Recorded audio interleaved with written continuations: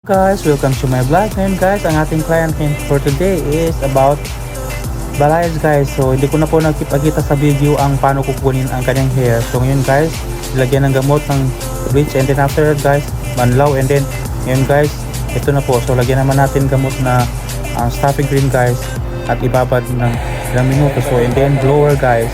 So ngayon guys, after ma-blower natin guys, so ito na po ang final look ng kanyang hair.